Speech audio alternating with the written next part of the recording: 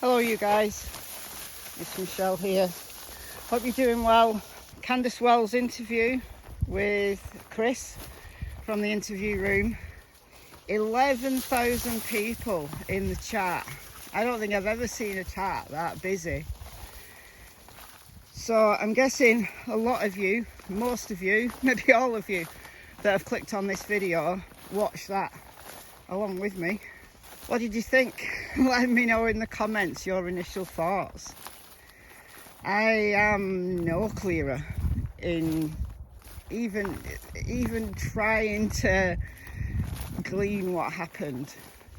But there are some things that I think definitely didn't happen, and also some things that are definitely true of this situation. So that's what I'm going to talk about in this video. Now, part 2 of Candus's interview with Chris is happening tonight, my time, as I record this. And I think that's going to be the most telling of all. I think that's going to be the most important interview of all, because Chris goes into the house, sees Summer's bedroom, sees the layout of the house, and I think there'll be maybe some answers. I mean, when I say maybe some answers, you know, on YouTube we behave like we're part of the investigation. You know, we're not privy to any of that data that the police will now have access to. Right, they've got their phones, and although maybe not all of the data has come back yet, there'll be a lot of information that they've got. They've been there in the multiple interviews that all of these players have had. You know, when somebody goes in for a lie detector test, and Candus has had, what, 3 now? Polygraphs or other lie detecting software are not admissible in court. That's not why investigators give people polygraphs. It's a tool to use. Think about the way that Agent Tammy Lee used the polygraph in the Watts case. They were able to crack him shortly after the polygraph. Now, he's an unusual case because he just folded. But it's a tool to use to get more information, to psych someone out, if you will. If she has passed these polygraphs and she's not in custody after all of those polygraphs, the TBI don't yet have probable cause.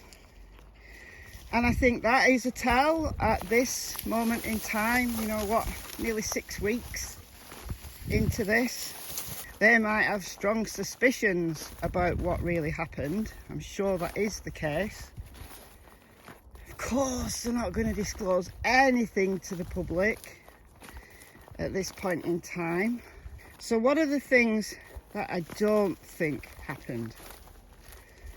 So based on seeing the swimming hole, listening to Candus's at times very candid and very spontaneous conversation about what happened at the swimming hole, I don't think anything happened to Summer there that would be a direct factor, or even an indirect factor, onto what eventually occurred.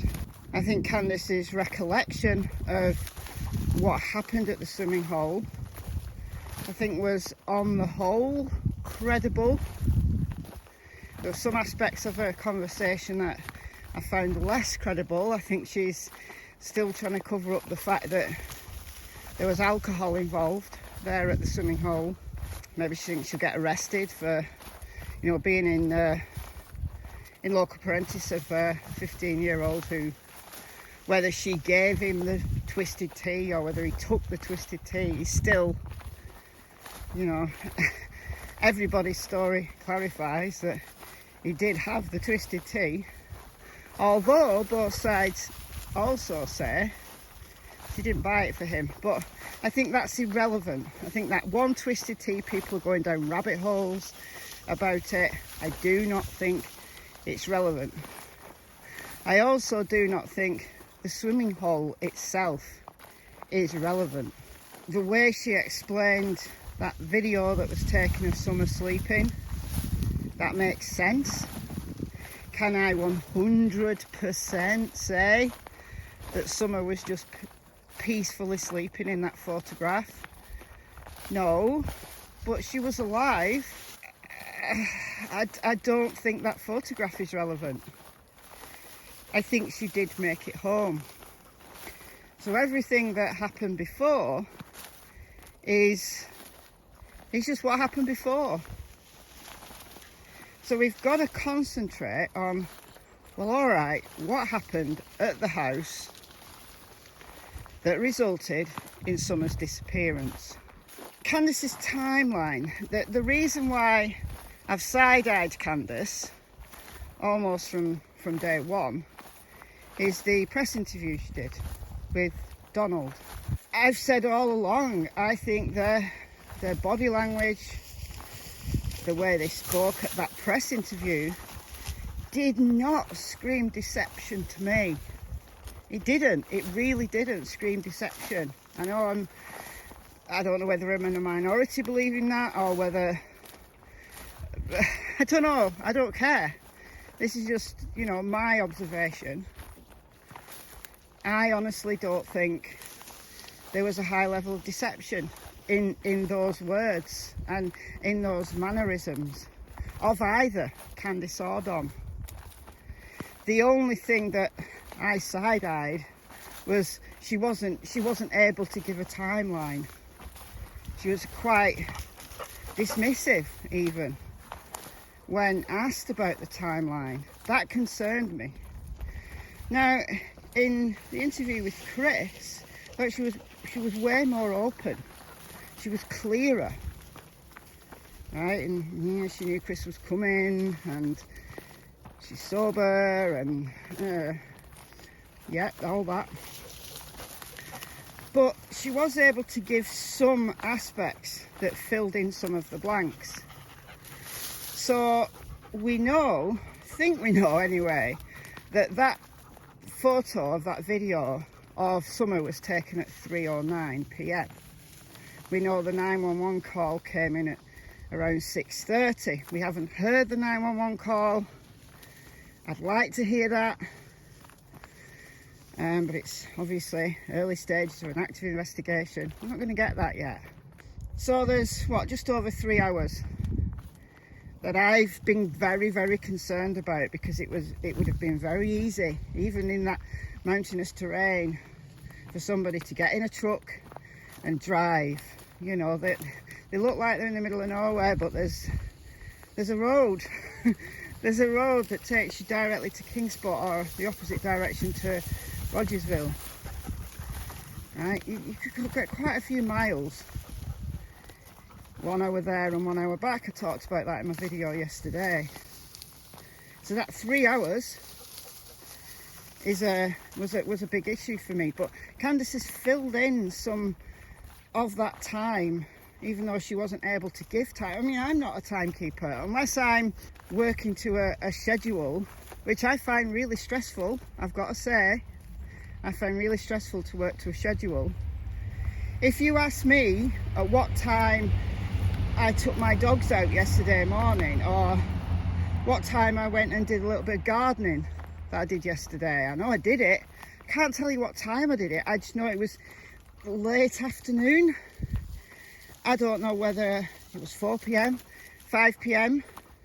I was done by 6 p.m. I can tell you that. You see, the thing is, Candus didn't expect to have her every word analysed after that day.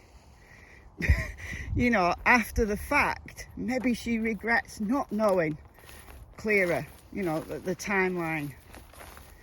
But I believe her when she said she doesn't know. She gets up, she does her thing, she goes to bed, rinse and repeat.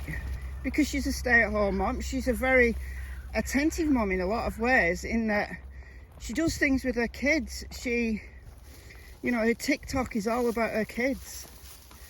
I can't doubt Candus's love for her kids. With there being addiction issues in the family, which I'll come on to shortly, has she always been wholly attentive to her kids? Have there been times when those kids have been left to fend for themselves or gone playing and she's not known where they were? Yes.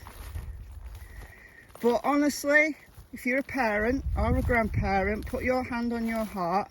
Can you 100% honestly say that you know where your children are at all times?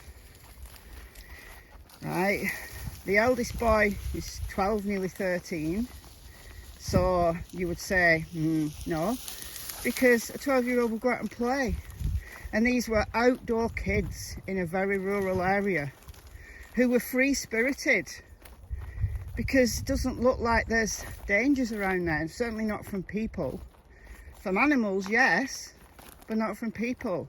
But they were warned about the animals, the bears and the coyotes and whatever else is out there.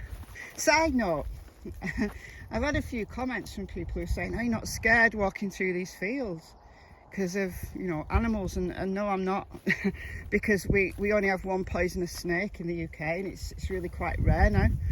And you only ever see them up in the Highlands of Scotland, which are like 200, 300 miles that way. So no, I'm not. And we used to have bears many years ago, and boars and wolves, but they were all hunted into extinction many years ago, many years ago. Anyway, back to the case. These were free-spirited kids. Summer at 5, you might say, well, you should know where a 5-year-old is at all times. And yes, I agree with that, right? But she knew her boundaries. She knew she hadn't to go past her swing. She knew she hadn't to go out of the yard. She'd had that drilled into her. And I believe that Candus had drilled that into her.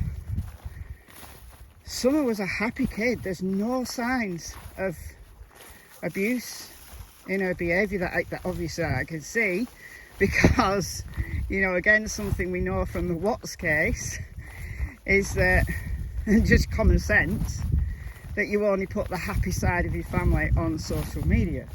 So take that with a grain of salt. I think I'm content enough to know that these were generally cared for children, but I'll come on to the addiction issues and poverty shortly. So we're left with Summer getting home, reaching home, and ruling out the swimming hole as being a factor in this.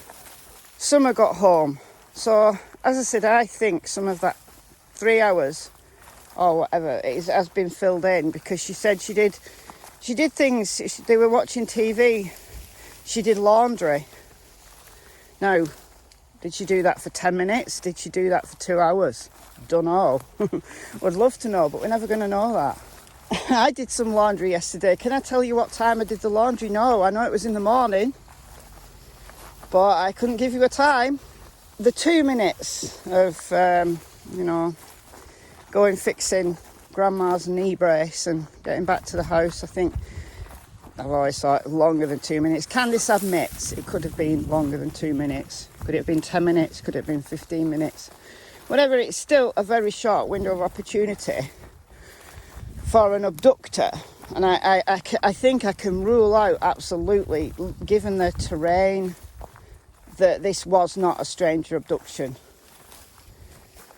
It's not the same as those cases where children have been taken literally from under their family's nose.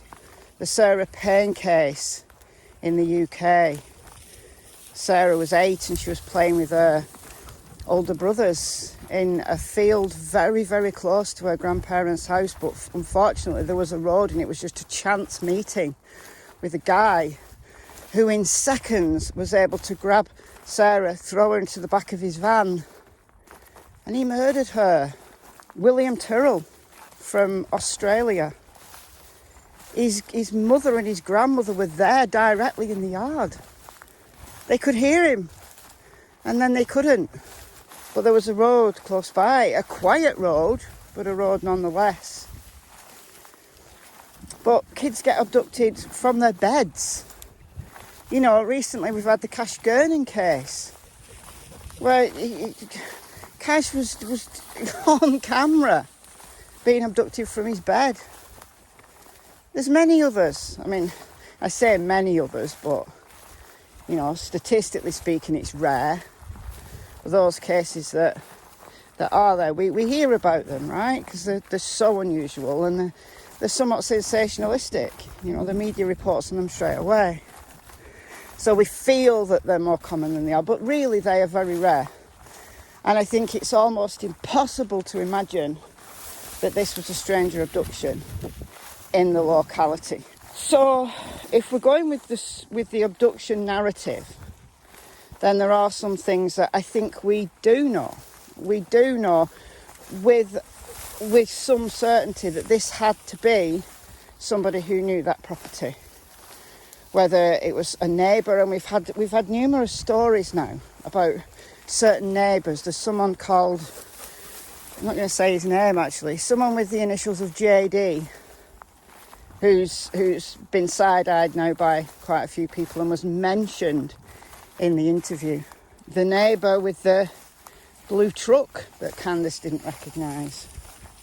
Now you're kind of assuming that all of these leads have been picked up and have been checked out by the TBI, but the only information they've put out is that they're looking for a red truck.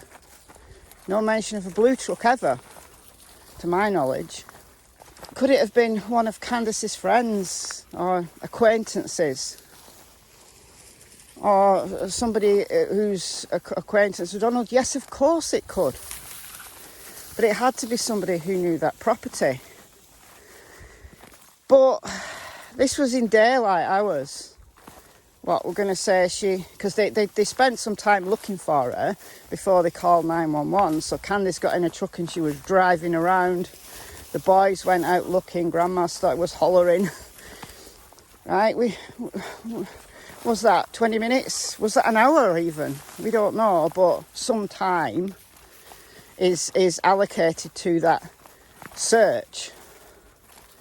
If this story is true and it's not just completely made up.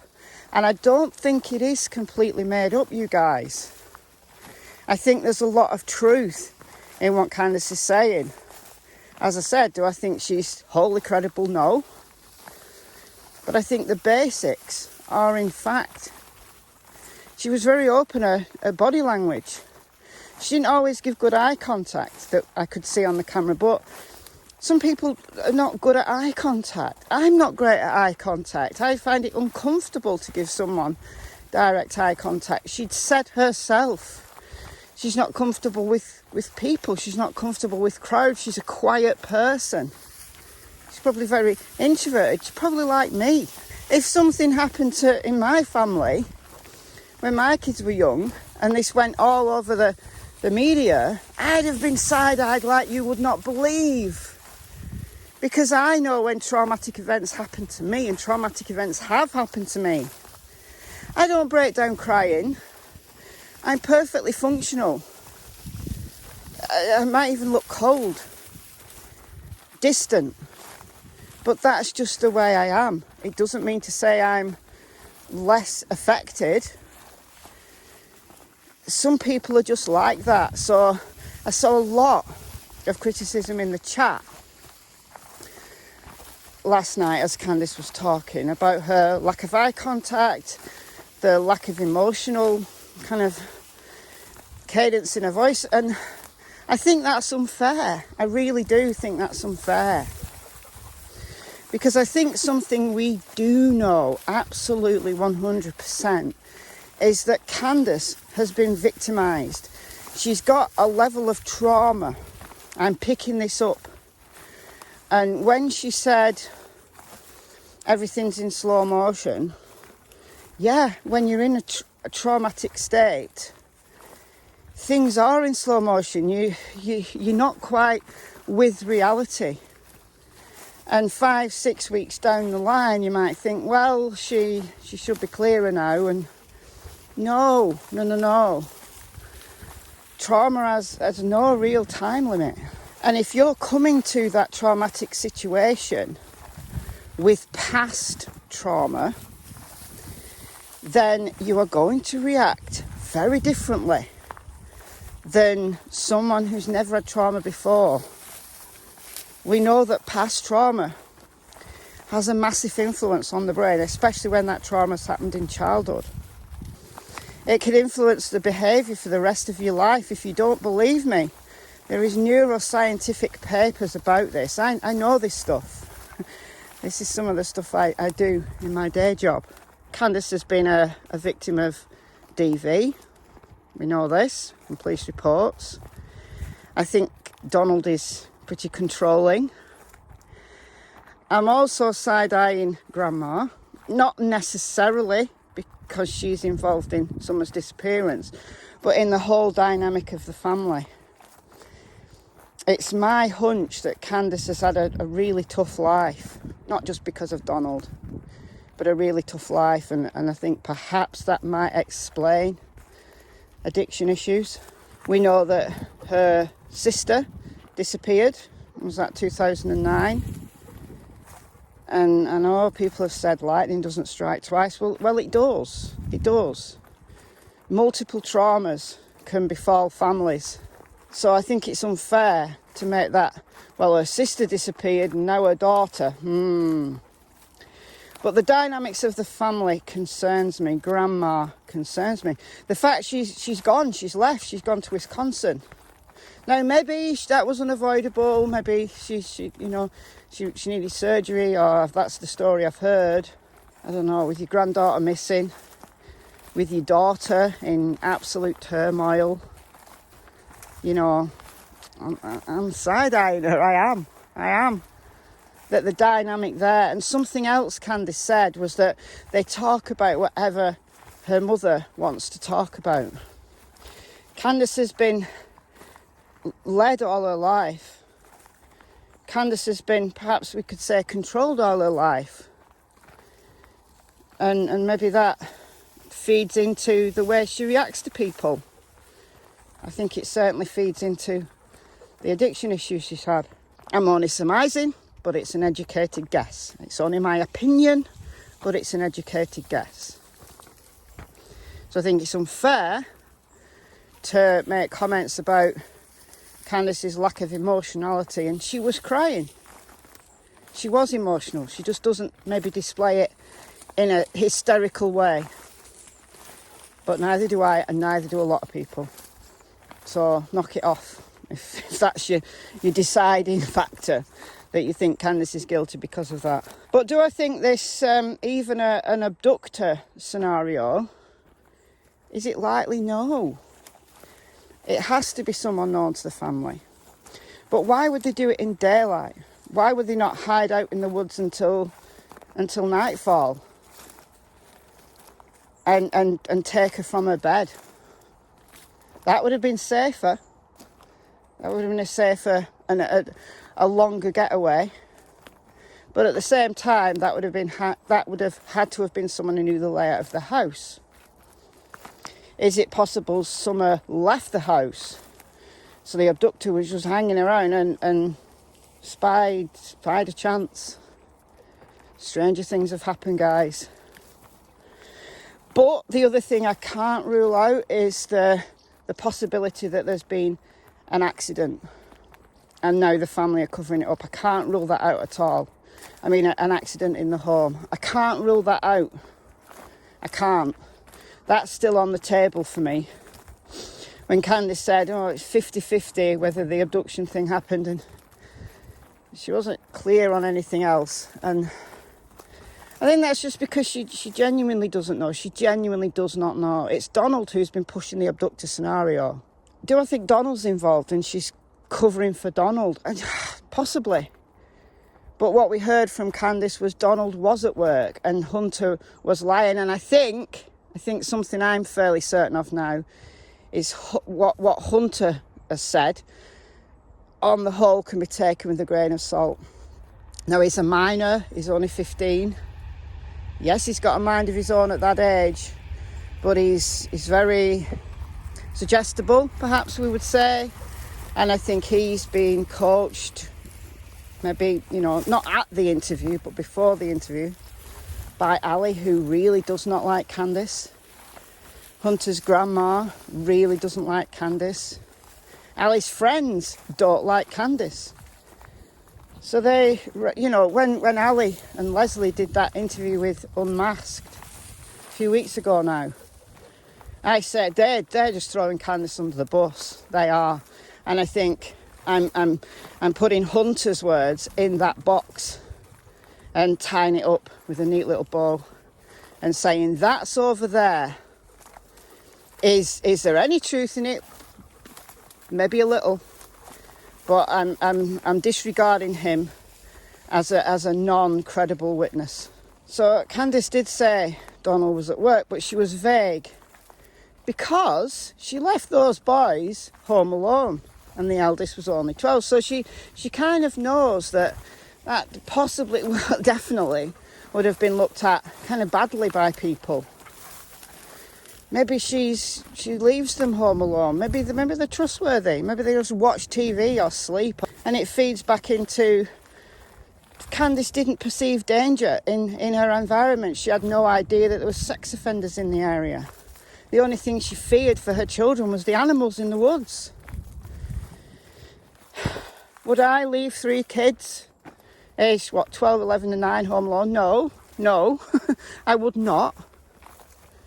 But would I, if I'd grown up that way, lived in that environment all my life, and the kids have grown up in that environment all their lives, would I then? Maybe, probably. So the last thing I'll talk about here is addiction and poverty.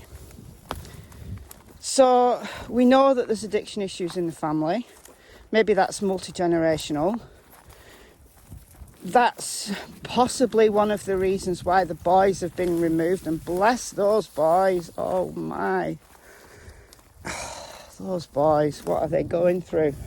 Candus's addiction issues, I think, are one thing, but as I said before, I think on the whole she's able to care for those kids and she loves those kids. Donald, on the other hand, I'm less positive about the more I hear from him. I believe he was a credible speaker. Didn't see deception in that press interview. But there's things from Donald's past that maybe are clouding my judgment and just questioning. But if he was at work and he genuinely wasn't working, the police will know this by now. They'll know this. If he was at work, then regardless of his past, regardless of his crimes, regardless of his relationship with his family, regardless of the ranting he does on Facebook, regardless of his drinking, right, he is not guilty of this. He's guilty of many other things.